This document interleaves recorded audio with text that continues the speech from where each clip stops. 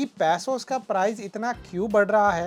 Hey guys, what's up, कैसे आप लोग and welcome back to the channel. आप लोगों में से बहुत सारे लोगों की फिलीपींस में गर्लफ्रेंड होगी या फिर वाइफ होगी, जैसी मेरी वाइफ फिलिपिनो है। या फिर अगर आप लोग यहाँ पर फिलीपींस में आने के बाद यहाँ पर इन्वेस्टमेंट या फिर बिजनेस करने का प्लान कर रहे हो, सो ऑलवेज एक क्वेश्चन तो जनरली आपके दिमाग में आ ही जाता है, एंड वो ये है कि फिलीपींस की करेंसी और इंडियन करेंसी, इसके बीच में डिफरेंस कितना है और फ्यूचर में इसके बीच में डिफरेंस कितना आएगा। तो इसके बारे में हम लोग डिटेल में बात करने वाले हैं। और उतना ही नहीं, अगर आप लोगों को इंडिया से लेके फिलीपींस पैसे भेजने भी होंगे तभी भी ये डिफरेंस जो है वो आज के टाइम पर मीन्स कि अभी के लिए बहुत ज़्यादा इम्पॉर्टेंट है, क्योंकि जितना बड़ा डिफरेंस होगा उतना ज़्यादा आप लोगों को पे करना पड़ेगा। सो इसी के बारे में हम लोग आज यहाँ पर फुल डिटेल के अंदर बात करने वाले हैं। और उसमें सबसे पहले हम लोग यहाँ पर बात करते हैं कि आज का यानी कि करंट रेट क्या है।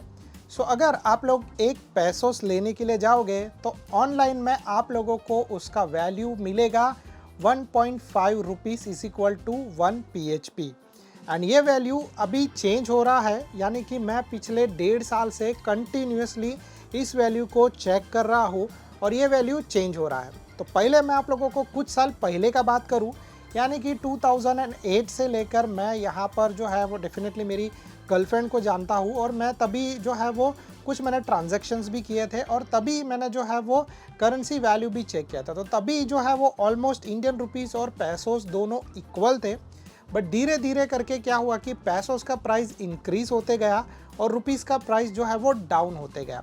और अभी भी अगर आप लोग देखोगे तो पैसोस का प्राइस बढ़ते जा रहा है और रुपीस का प्राइस थोड़ा सा डाउन होते जा रहा है। बट जैसा मैंने आप लोगों को बोला कि पिछले 1.5 साल से ये ऑलमोस्ट स्टेबल रह रहा है, यानी कि 1.5 रुपीज़ के आसपास ही आ रहा है। और आई होप सो कि जल्दी ही फ्यूचर में ये और भी कम हो जाएगा।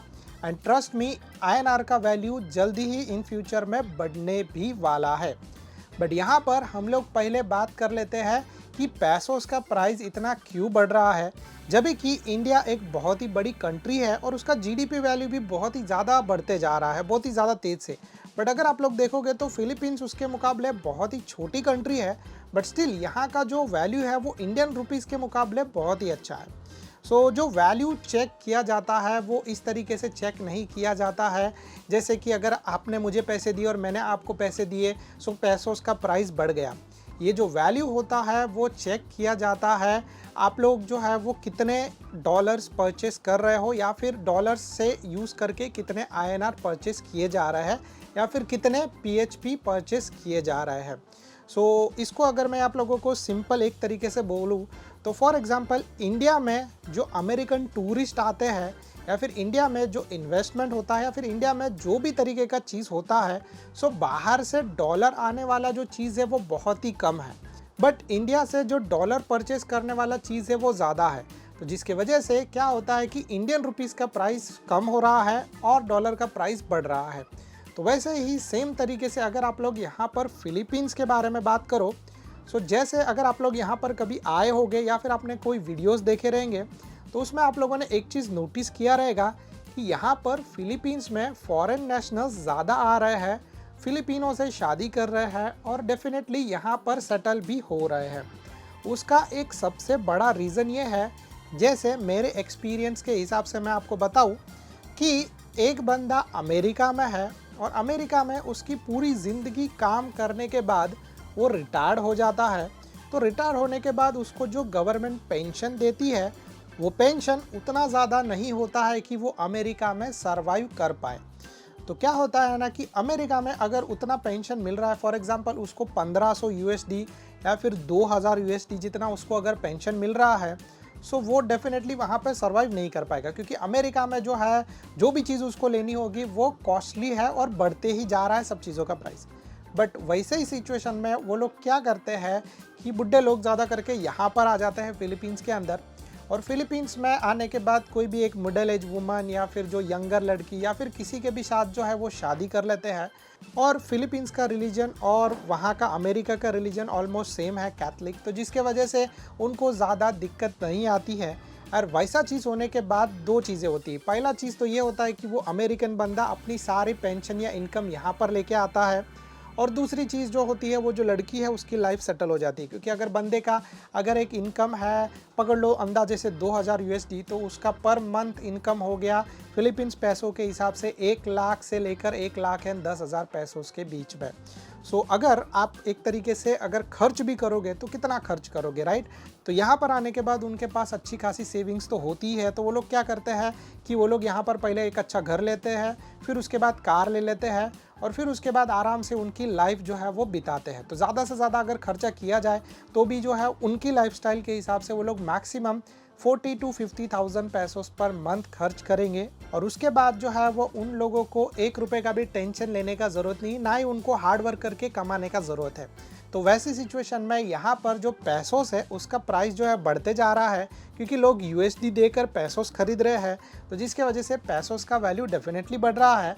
और वैसे ही सेम सिचुएशन में अगर आप लोग देखोगे सो आईएनआर लोग इतना ज़्यादा परचेस नहीं करते। अगर टूरिस्ट आए तो भी इतने ज़्यादा इंडिया में नहीं आ रहे। बट अब ये सारी चीज़ें रिसेंटली चेंज हो रही है, और ऑल अराउंड द वर्ल्ड अगर आप लोग देखोगे तो अगर आपने बोला कि मैं इंडिया से हूँ सो लोग तारीफ़ करते हैं। एंड इसी के लिए मैं आप लोगों को बोलूँगा कि जल्दी ही इंडिया के अंदर बहुत सारे टूरिस्ट भी आएंगे, और जल्दी ही बहुत सारे लोग जो है वो आईएनआर भी परचेस करना स्टार्ट करेंगे। तो इन फ्यूचर मतलब अगर बात किया जाए तो अब से लेके 4 से 5 साल के बाद आप लोग देखोगे तो आईएनआर का वैल्यू बढ़ रहा है, और पीएचपी का प्राइस जो है वो आप लोगों को थोड़ा सा कम होते नज़र आएगा। अच्छा, अभी इसमें एक और बात आता है, एंड वो ये है कि कौन सी जगह पे लाइफस्टाइल जीना सस्ता है। तो मैं आप लोगों को ये बोलूँगा कि अगर आप लोग इंडिया में रहोगे तो इंडिया में जीना और इंडिया में लाइफ सर्वाइव करना बहुत ही इजी है compare to here in the Philippines. क्योंकि फिलीपींस में ऑलमोस्ट बहुत सारी चीज़ें जो है वो इम्पोर्ट होती है, और उसी के बाद ये लोग जो है वो यहाँ पर परचेस करके कंज्यूम करते हैं। सो अगर मैं आप लोगों को जस्ट एन एग्जांपल दूँ, तो जब मैं यहाँ पर 2022 में आया था, तब अगर आप लोग यहाँ पर 25 किलो चावल या फिर राइस लेने के लिए जाओगे सो उसका जो कॉस्ट था वो था समवेयर अराउंड 1000 पैसों से भी कम। और अभी सेम जो राइस अगर आप लोग लेने जाओगे 25 किलो, तो उसका प्राइस चला जाता है 1800 या फिर 2000 पैसोस तक। तो सोचो कि ऑलमोस्ट 2 साल के अंदर ये जो प्राइस है वो डबल हो गया है। और इसी हिसाब से मैं आप लोगों को बोलूँगा कि यहाँ पर लाइफ जीना बहुत ही मुश्किल है और बहुत ही कॉस्टली भी है। अगर आप लोग अच्छा इनकम कर रहे हो सो डेफिनेटली आप लोग यहाँ पर सर्वाइव कर सकते हो। अब इसी में हम लोग बात करते हैं यहाँ पर इन्वेस्टमेंट का। अब ये इन्वेस्टमेंट किसी भी तरीके का आप लोग कर लो, चाहे प्रॉपर्टी का कर लो, प्रॉपर्टी के प्राइस बढ़ रहे हैं। अगर आपने एक अच्छा घर खरीद लिया, क्योंकि अगर आप फ्यूचर में यहाँ पर आके रहोगे तो डेफिनेटली आपको एक घर लगेगा, और अगर आपने वो घर ले लिया तो डेफिनेटली फ्यूचर में आप लोगों के लिए बहुत ही बेस्ट डील रहेगा। क्योंकि यहाँ पर जब मैंने घर लिया था तभी जो प्रॉपर्टी का प्राइस चल रहा था 3 लाख से लेके 5 लाख पैसों छोटे से घर का, जिसमें 2 बेडरूम होते हैं, एक हॉल होता है और एक किचन होता है। सो वैसे घर के बारे में मैं बात कर रहा हूँ। उसके लिए मैंने पे किया था ऑलमोस्ट कुछ 4 लाख पैसों के आसपास। बट अभी वही सेम तरीके का अगर आप लोग प्रॉपर्टी लेने जाओगे तो उसका कॉस्ट जा रहा है 15 से लेके पकड़ लो 20 लाख पैसों के बीच में, depending on the location. Same जहाँ पर मैं अभी रहता हूँ फिलीपींस में, बकोलोड सिटी के अंदर का मैं बात कर रहा हूँ, और ऑल अराउंड द फिलीपींस ये चीज़ सेम है। सो अगर आप लोगों को इन्वेस्टमेंट करना है so it's a very good time, क्योंकि अगर आप लोगों ने जल्दी नहीं किया तो प्रॉपर्टी का प्राइस यहाँ पर बहुत ही ज़्यादा बढ़ जाएगा। अब इसके बाद हम लोग बात करते हैं कि अगर आप लोग बिज़नेस यहाँ पर ओपन करने वाले हो सो बिज़नेस का भी बहुत ही अच्छा चॉइस है, क्योंकि अच्छा अपॉर्चुनिटी आप लोगों को यहाँ पे मिल जाएगा, अच्छा इनकम आप लोगों को मिल जाएगा। सिर्फ आप लोगों को अच्छा आइडिया लगाना है और अच्छा जगह पर आप लोगों को सही तरीके से इन्वेस्टमेंट करना है। यहाँ पर अगर आपने सब सही तरीके से किया सो आप लोगों को एक सेल्फ रनिंग बिजनेस आराम से मिल जाएगा, और उसका वीडियो जल्दी ही आने वाला है। So stay tune for that, क्योंकि सेल्फ रनिंग बिजनेस में आप लोगों को पर्सनली कहीं पर जाने का या रुकने का ज़रूरत नहीं होता है, वो ऑटोमेटिक खुद ही रन होते जाता है, बस आप लोगों को उसके ऊपर थोड़ा सा ध्यान देना पड़ता है। अभी यहाँ पर हम लोग एक और बात करते हैं कि अगर आप लोग इन्वेस्टमेंट करने वाले हो तो अगर आप लोग कुछ भी करोगे, आप लोगों को इंडिया से फंड यहाँ पर लेके आने हैं सो डेफिनेटली आप लोगों को लीगली लेके आने पड़ेंगे। क्योंकि जब मैं यहाँ पर बैंक में गया था सो बैंक में उन्होंने मुझे बोला था कि इंडिया में बहुत ज़्यादा पैसों से रिगार्डिंग स्कैम होता है, एंड इसीलिए जो है वो लोग ऐसे ही नॉर्मल पैसे एक्सेप्ट नहीं करते हैं। तो जिसके लिए जो है वो आप लोगों को यहाँ पर लीगली पैसे लेकर आना पड़ेगा, और अगर आप लोगों को बिजनेस करना है तो लीगली करना पड़ेगा। सो अगर आप लोग ये सारा चीज़ करने जाओगे सो डेफिनेटली आप लोगों को गवर्नमेंट को टैक्स पे करना पड़ेगा। तो गवर्नमेंट को जो टैक्स है वो लेटेस्ट रूल के हिसाब से यानी कि LRS के हिसाब से आप लोगों को जो टैक्स पे करना पड़ेगा वो है 20% टैक्स प्लस करेंसी कन्वर्जन अलग से। तो अगर आप लोग एक तरीके से देखोगे सो अगर आप लोगों को जो है वो 1 लाख रुपए यहाँ पर लेके आने हैं सो उसमें ऑलमोस्ट पकड़ लो 22 लेके 21,000 रुपीज़ तक आपका जो है वो टैक्स और बाकी सारी चीज़ों में निकल जाता है। और लास्ट में 80,000 एक्चुअली वो लोग इंडिया से ट्रांसफ़र करेंगे, और फिर जब आप लोगों को यहाँ पर अपने बैंक में मिलेगा तो समवेयर अराउंड 50,000 पैसों के आसपास ही मिलेगा।